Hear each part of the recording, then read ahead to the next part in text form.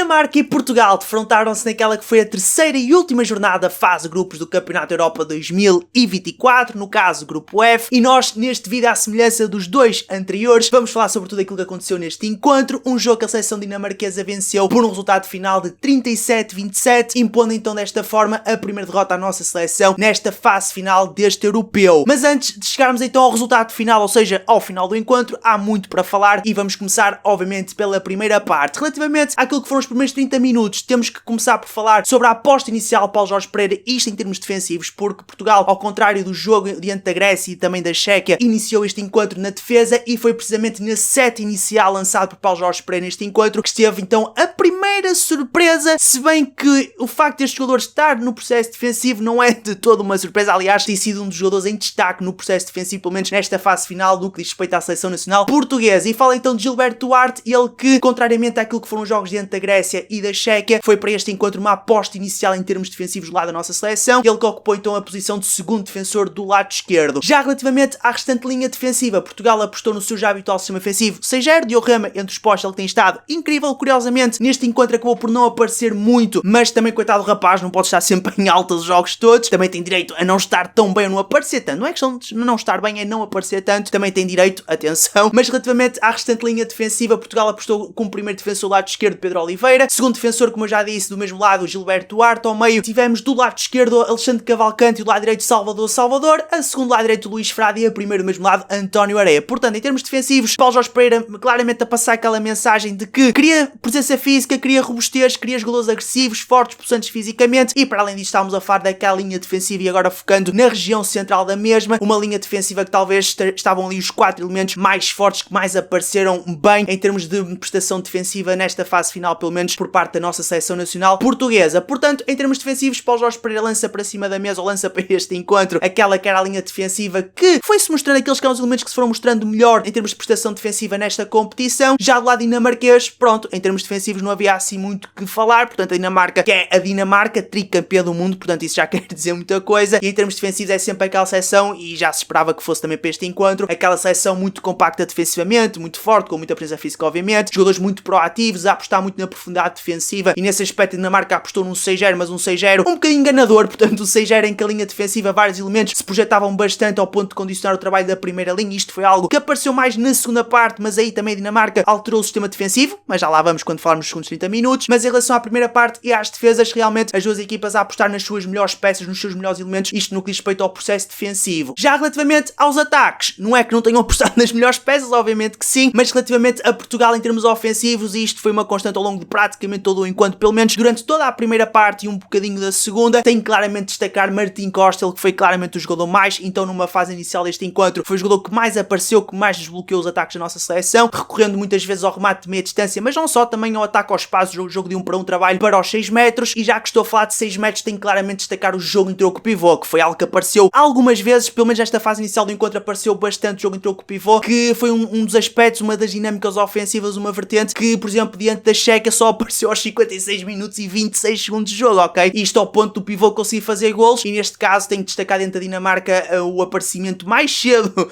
do trabalho com o pivô e destacar a parceria então ali a ligação, o trabalho Miguel Martins central, pivô Luís Frade. Já no que diz respeito à seleção da Dinamarca, isto em termos ofensivos, a Dinamarca que pronto, é sempre aquela seleção que tem muita facilidade de tirar no meio da rua, portanto uma seleção de muita meia distância, também muito jogo para os 6 metros, muito jogo de 1 para 1, 2 para 2, ataque à penetração, muito jogo também para as pontas, muito trabalho de continuidade para as pontas, e curiosamente a Dinamarca nem é aquela seleção, e neste jogo mostrou isso, que não é muito aquela seleção de trabalhar com o pivô, mas que se tiver que trabalhar, trabalha e trabalha bem, ok? Portanto, no fundo, a Dinamarca é uma seleção muito completa, mas que o seu jogo ofensivo não passa isto, ao contrário de Portugal, não passa tanto pelo jogo em troco pivô, que o trabalho com o pivô, mas pronto, passa por outros pontos, no caso a meia distância, trabalho para os 6 metros, jogo de 1 para 1, 2 para 2, ataque à penetração e as continuidades para a ponta. As pontas da Dinamarca, que foi algo que foi aparecendo muito neste arranque de jogo, aliás, do lado português destaquei Martim Costa em jogo em troco pivô, Martim Costa a nível de meia distância e também jogo de 1 para 1, da Dinamarca o trabalho para as pontas foi algo que foi predominando, isto nos primeiros ataques, nos primeiros minutos, e também o trabalho de meia distância, o remate de meia distância, e nesse aspecto tivemos o Mika Lança, tivemos o Pitlick também a aparecer, e no jogo de 1 para 1 ali o Matthias Gitzel. Algo que tenho que destacar destes primeiros minutos do encontro, portanto, quando eu me refiro a primeiros minutos, falo dos primeiros 5 ataques, se tanto, portanto ali os primeiros 2, 3 minutos do jogo, algo que tenho que destacar é a eficácia, foi a eficácia no momento de finalização das duas equipas, mas aqui destacar Portugal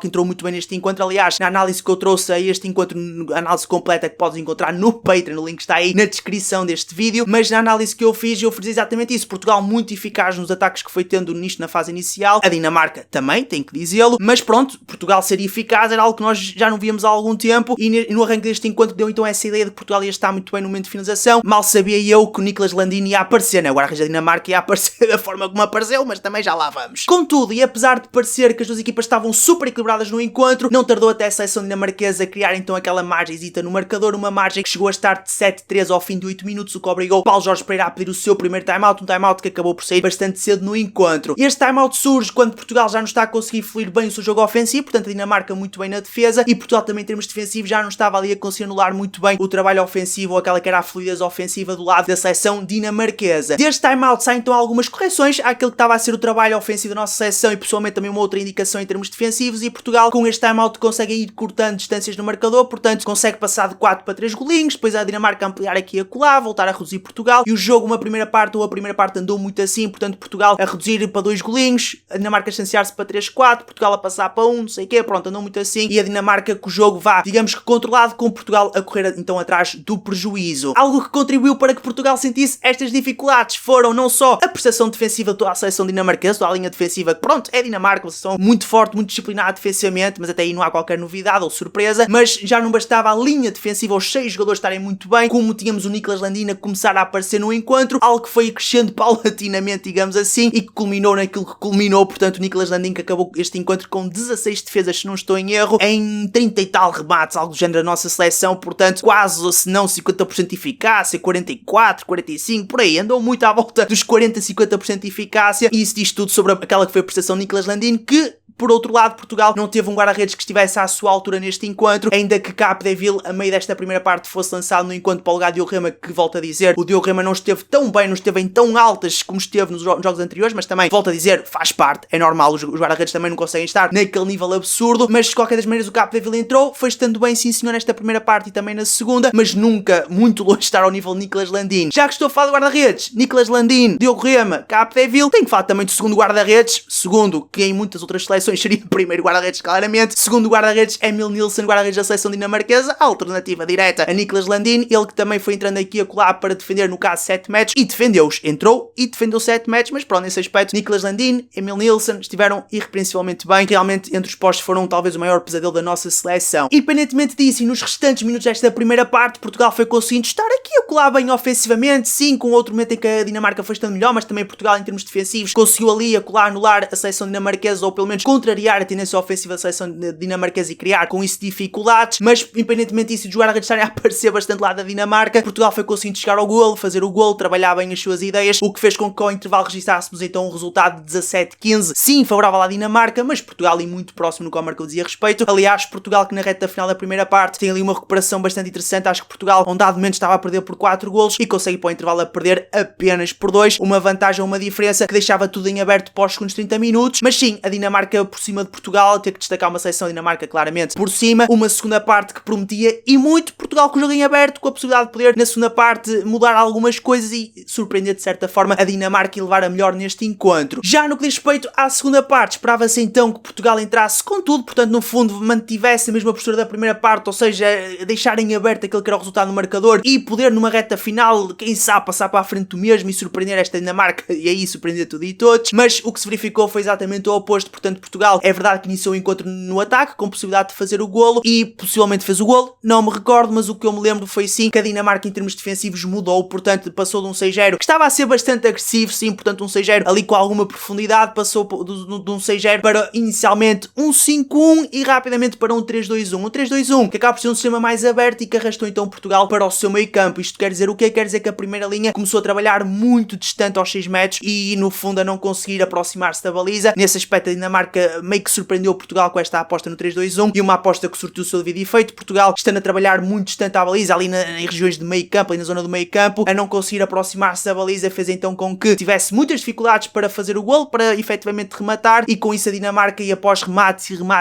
falhados da nossa seleção, e aí destacar Niklas Landin que ia negando os golos à nossa equipa, isto em termos de remates de meia distância, Suécia. A Dinamarca, por outro lado, ia aproveitando os contra-ataques, as transições, ia conseguindo ampliar a vantagem. Vantagem essa ou diferença no marcador que chegou a estar por volta dos 3, 4, 5, 6 golinhos. Portanto, uma segunda parte onde a Dinamarca surpreendeu Portugal ou conseguiu criar muitas dificuldades ofensivas a Portugal com a aposta no 3-2-1. Portugal foi mostrando-se ineficaz no seu ataque, a recorrer muitas vezes ao remate de meia distância, meio que a Dinamarca queria obrigar Portugal a ir à meia distância, uma meia distância um bocadinho desconfortável, portanto a fazer com que os jogadores da primeira linha, os laterais principalmente, fossem a finalizar em zonas não muito favoráveis, e Niklas Landin a ir aparecendo então a negar esses remates de meia distância à nossa seleção. Defesas que acabam por ser fáceis porque a Dinamarca estava realmente a obrigar Portugal a ter que atirar muito cá de fora. Não marcava Portugal, marcava a Dinamarca, e a Dinamarca foi então ampliando essa diferença no marcador, uma diferença que já não me recordo ao certo, mas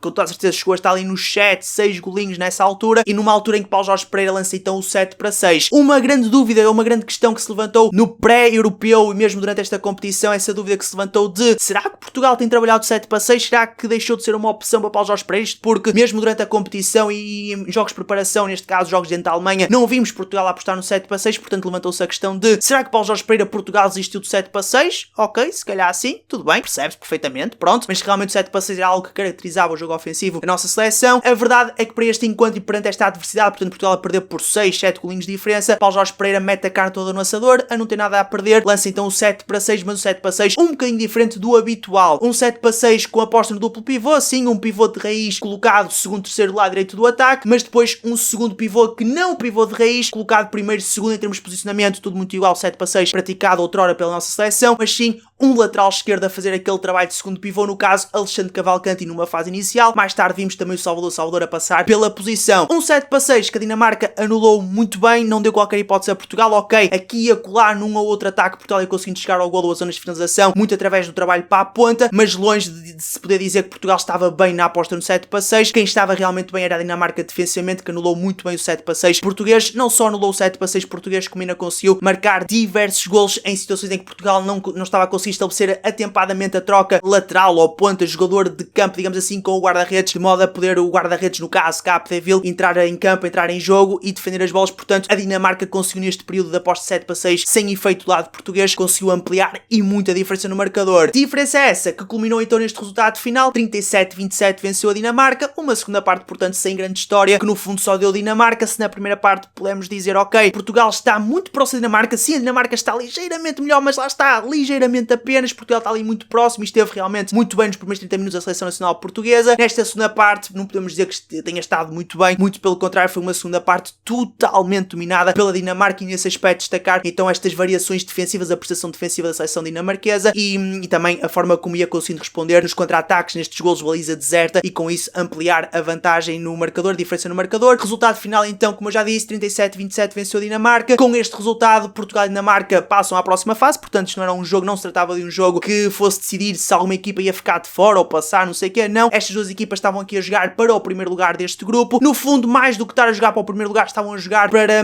saber qual das duas equipas é que ia levar 2 pontos já para a main round, 2 pontos esses que podem fazer toda a diferença, obviamente. Podia haver aqui também repartição de pontos, caso o jogo tivesse terminado empatado, mas no caso temos então a Dinamarca a levar 2 pontos já de vantagem para a main round, já Portugal vai para a main round com 0 pontos, uma main round em que Portugal terá no grupo além da Dinamarca, mas Portugal não vai jogar contra a Dinamarca na main round, portanto meio que podemos considerar que este último jogo da fase de grupos dentro da Dinamarca foi o primeiro jogo de main round de Portugal, podemos considerar dessa forma. Portugal que no grupo da main round, além de Dinamarca, contra quem não vai jogar, tem Suécia, tem Noruega, tem Eslovénia e tem Países Baixos. Desse grupo, assim de cabeça, em termos teóricos, posso dizer que se calhar Portugal leva algum favoritismo diante da Eslovénia, alguma igualdade diante dos Países Baixos, até porque recentemente Portugal venceu os Países Baixos, portanto nesse aspecto podemos dizer que Portugal até leva vantagem sobre os Países Baixos, mas sim, é sempre um jogo que se espera grande equilíbrio. E depois há aquela incerteza que é a Noruega, porque a Noruega, na última vez que Portugal defrontou a Noruega, perdeu, acho eu, se não estou em erro, mas pronto, eu considero que Portugal tem boas hipóteses dentro da Noruega. Agora a Suécia, pronto, é talvez destes 4 adversários que Portugal terá pela frente na main round, é talvez aquele adversário que foge um bocadinho em termos de proximidade, de qualidade, de teoricamente Portugal conseguir vencer, ok? Mais nesse sentido, mas obviamente que Portugal tem a sua qualidade e tem jogo e tem jogadores e tem equipa para conseguir surpreender a Suécia, mas sim, é um jogo que vai muito ao encontro deste Dinamarca-Portugal, em que obviamente o favoritismo está a todo lado da seleção nórdica e que Portugal vai jogar ali um bocadinho como underdog, jogo, mas a poder surpreender, e que bom que seria que isso acontecesse. Portanto, um grupo de main round, como já seria de esperar, complicadinho. Vamos ver como é que será a prestação da nossa seleção nacional portuguesa. Já relativamente, e voltando àquilo que é este encontro, ou que foi este encontro da Dinamarca, em termos individuais do lado da nossa seleção, e começando pelos guarda-redes, como eu já fiz referência, Diogo Rema, pronto, não apareceu muito no jogo, pronto, a verdade é essa, mas por outro lado, Capdeville foi tendo ali uma outra defesa de grande destaque, mas muito longe de estar ao nível Niklas Landin, que esteve incrível, e de Emil Nilsson, também posso colocar aqui o Emil Nilsson, os dois guarda-redes dinamarqueses estiveram incríveis neste jogo. Já relativamente à linha defensiva, Portugal foi estando bem, sim, foi tendo períodos em que esteve bem, mas realmente sentiu muitas dificuldades a anular o jogo de 1-1 da Dinamarca, e nesse aspecto Matthias Giesel foi estando muito bem, das por 1-1, sacou muitos 2 minutos, conquistou muitos 2 minutos, exclusões de 2 minutos à seleção nacional portuguesa, e nesse aspecto Portugal terminou com muitos mais 2 minutos este encontro do que a seleção dinamarquesa, e isso, parecendo que não, acaba por ter algum peso, algum efeito naquele que